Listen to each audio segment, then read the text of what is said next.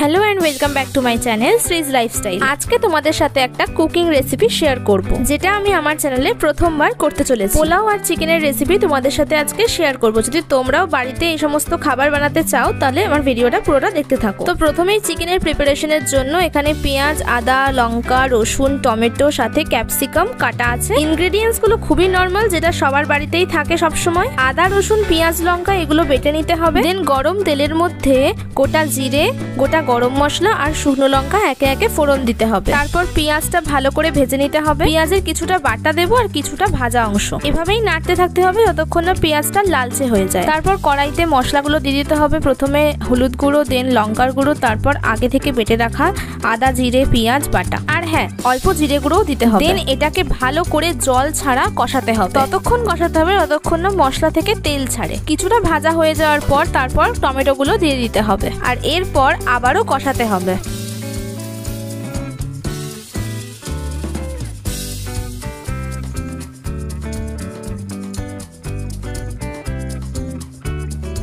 মশলাটা ভালো করে কষানো হয়ে গেলে দেন এবার মাংসটা দিয়ে দিতে হবে। তো চিকেন দিয়েও আমি এটাকে আবারও কষাতে থাকবো জল ছাড়া 15 to 20 মিনিটস। যখন চিকেন থেকে জল ছাড়া শুরু হবে তখন আমি দেব ক্যাপসিকামটা। বেশি আগে দিলে একদম গলে যায় আর কোনো ফ্লেভারই পাওয়া যায় না, এই জন্যই এত পরে দিলাম। কিছুক্ষণ পর আমি দিলাম ধনে গুঁড়ো। যত সময় ধরে কষানো হবে জল ছাড়া তত আরো টেস্ট বাড়বে। পুরোপুরি কষানো হয়ে গেলে মাংসর মধ্যে হালকা উষ্ণ গরম জল দিয়ে ফোটাতে হবে। মোটামুটি 15 মিনিট ফুটে যাওয়ার পর তারপর আমি লাস্টে দেব নামানোর আগে কাসুরি মেথি। যেহেতু প্রথমেই গোটা গরম মশলা দিয়েছি তো শেষে আর গরম মশলাটা আর দেবো না, দিলাম এই কাসুরি মেথিটা যেটা ফ্লেভার আমার খুব ভালো লাগে। এবার জাস্ট 5-10 মিনিট মতো রেখেই নামিয়ে নিতে হবে। তো এবার নেক্সট রেসিপিটা শেয়ার করব যেটা হলো পোলাও। তো এখানে আমি নিয়েছি গোবিন্দভোগ চাল যেটাকে ভালো করে ধুয়ে আগে জল ঝরিয়ে রেখে দিতে হবে। পোলাও বানানোর ইনগ্রেডিয়েন্টস গুলো আগেই বলে দিই। গোবিন্দভোগ চাল, ঘি, কাজু, কিশমিশ, গোটা গরম মশলা, পরিমাণ মতো চিনি আর পরিমাণ মতো নুন।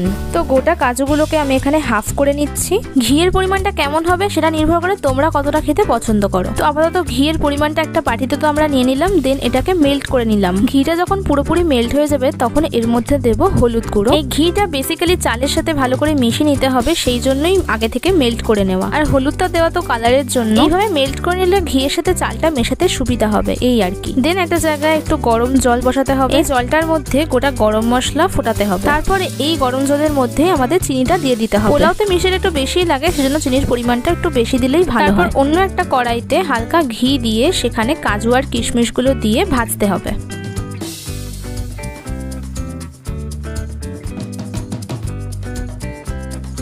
বেশ কিছুক্ষণ ভাজার পর আমাদের ওই চালটা দিয়ে দিতে হবে। দেন ভালো করে মিক্স করে নিতে হবে আর পরিমাণ মতো নুনটাও এই সময়তেই দিয়ে দিতে হবে।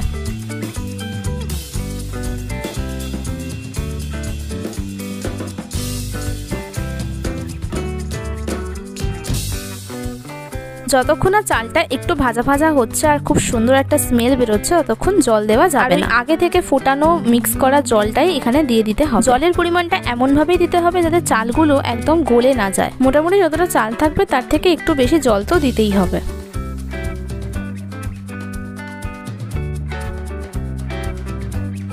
দেন ভালো করে নাড়াচাড়া করে গ্যাসের ফ্লেমটা লো করে ঢেকে দিতে হবে। কিছুক্ষণ ঢেকে রাখার পর তারপর খুলে একটু দেখে নিতে হবে যাতে চালগুলো নিচে লেগে না যায়, তাই জন্য একটু নাড়িয়েও দিতে হবে। তো মোটামুটি চালটা তো হয়েই গেছে। তো আরেকবার ঢেকে ফুটিয়ে নিলে জলটা একদম শুকিয়ে যাবে। আরেকদিকে আমাদের চিকেনটাও একদম রেডি। দেন আবারও 5 মিনিট রাখার পর আমাদের কড়াইটা খুলে একবার দেখতে হবে চালটা হয়ে গেছে। তো ফাইনালি আমাদের পোলাওটা একদমই রেডি। এবার এই গ্যাসটাকে বন্ধ করে দিলাম। নামানোর সময় পোলাওটা একটু নাড়িয়েও নিতে হবে যাতে নিচেরটা লেগে না যায়। ব্যাস আমাদের ইজি পোলাও আর চিকেন রেসিপি একদম কমপ্লিট। তোমাদের মধ্যে অনেকেই মনে করো যে বাড়িতে পোলাও বানানোটা খুব কঠিন, বাট একদমই না। তোমরা যদি আমার ভিডিওটা দেখে নাও একবার তোমাদেরও খুব ইজি লাগবে এটা বানানোটা। So that's it for today's video. ভালো লাগলে লাইক করে দিও, যারা নতুন তারা সাবস্ক্রাইব করে দিও। দেখা হচ্ছে নেক্সট ভিডিওতে, ততক্ষণের জন্য টাটা এন্ড বাই বাই।